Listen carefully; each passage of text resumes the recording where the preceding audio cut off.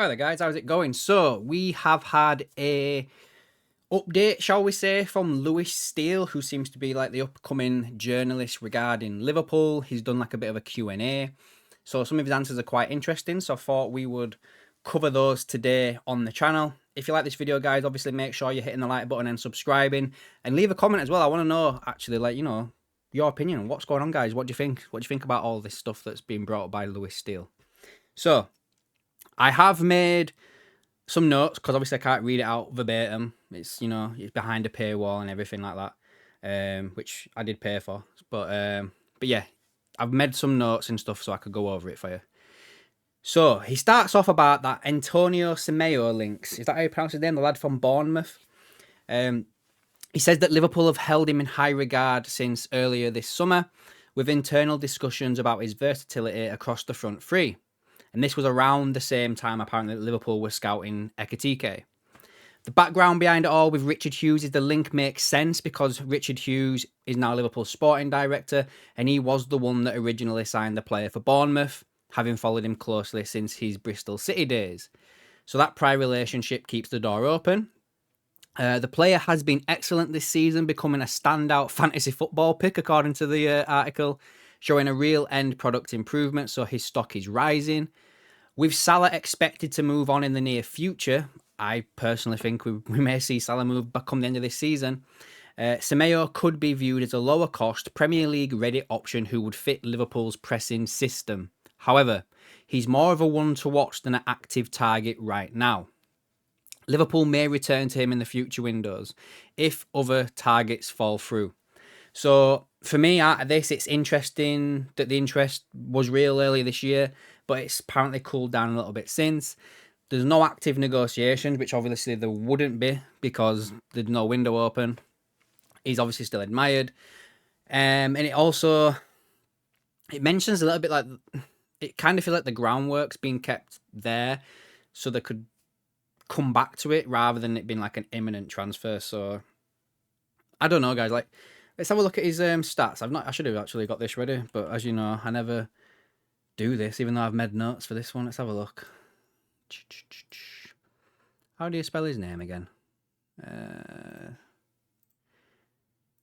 Let's copy it from here from my notes. There we go.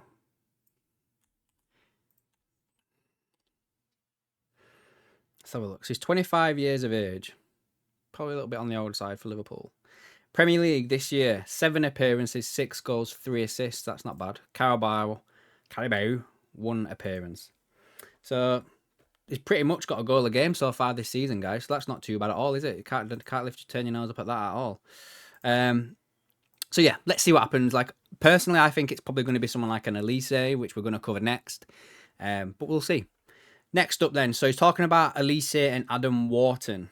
On Olise, Liverpool have tracked him for over a year now, including when he was at Crystal Palace. Since moving to Bayern, he's found consistency and form and now being described as one of the best wide forwards in their squad. Liverpool see him as a potential wide option, especially if Salah departs.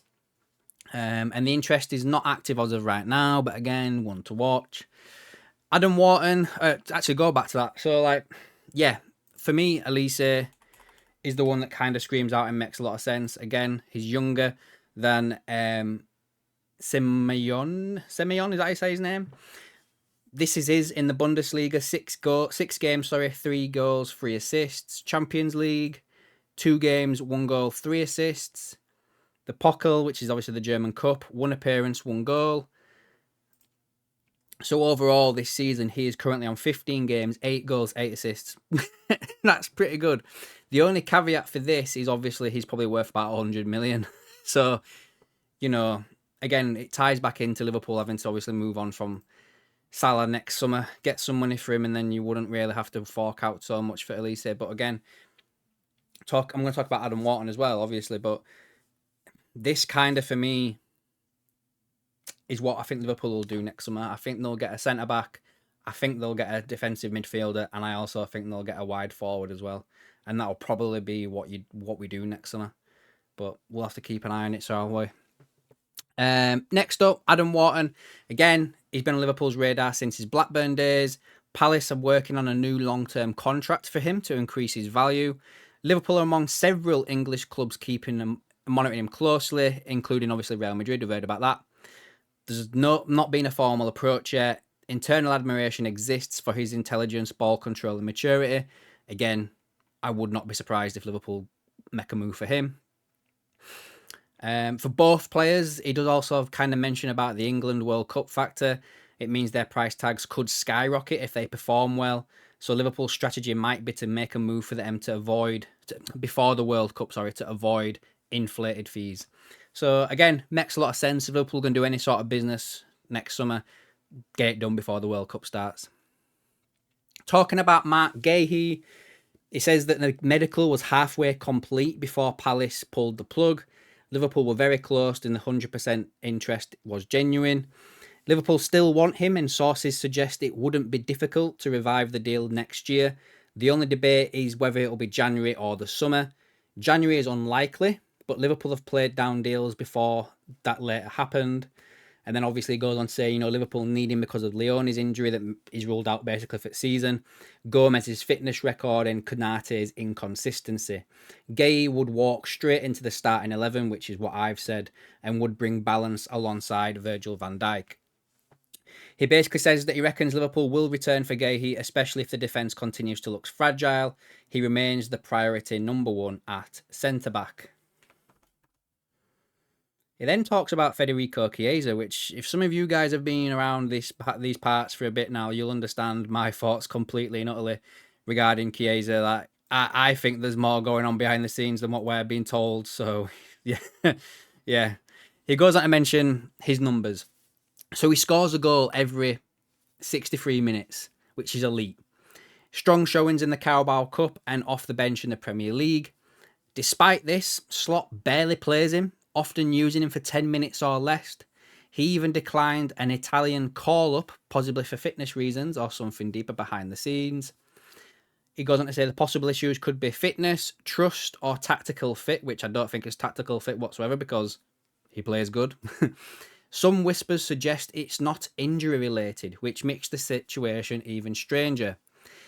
He goes on to say that there is a mystery around Chiesa, and if he's not starting any games by Christmas, speculation over his relationship with Slot will grow, which is 100% which I think it is.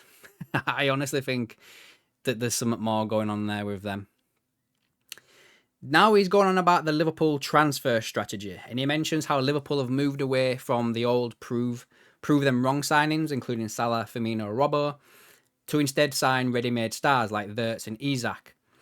This reflects confidence after last season's performance in the Premier League.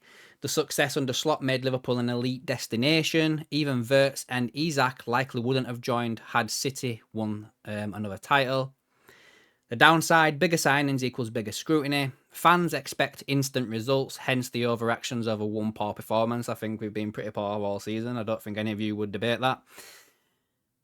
Liverpool are acting like a true powerhouse again, but expectations will be sky high every week, as they should be.